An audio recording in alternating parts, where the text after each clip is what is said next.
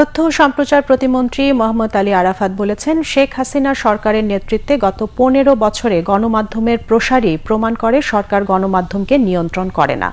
প্রতিমন্ত্রী গতকাল রাজধানী ঢাকার গুলশান ক্লাবে নোয়াবের ২৫ বছর পূর্তি উপলক্ষে সংবাদপত্র সম্মাননা প্রদান অনুষ্ঠানে বিশেষ অতিথির বক্তব্যে একথা বলেন। অনুষ্ঠানে প্রধান অতিথি হিসেবে বক্তব্য রাখেন স্পিকার ড শিরীন শারমিন চৌধুরী। মোহাম্মদ আলী আরাফাত বলেন, উদ্দেশ্য প্রণোদিত সাংবাদিকতা সমস্যা তৈরি করে। তিনি বলেন, সব তথ্যই সবসময় সত্য নয়, অনেক সময় মিথ্যা এবং অপতথ্য দিয়েও সংবাদ প্রচার বা প্রকাশ করা হয়। একটি সংবাদ একটা দেশের ভাবমূর্তি তুলে ধরে, তাই অবশ্যই গণমাধ্যমের যে কোনো বিষয়ে সত্য তথ্য দিয়ে দায়িত্বের সঙ্গে সংবাদ প্রচার করা উচিত। তথ্য ও সম্প্রচার প্রতিমন্ত্রী বলেন, যে কোনো গঠনমূলক সমালোচনাকে সরকার স্বাগত জানায়, তবে সেই সমালোচনা যেন কোনো অপতথ্যের বেড়াজালে বন্দী না থাকে। There are some challenges in our media environment.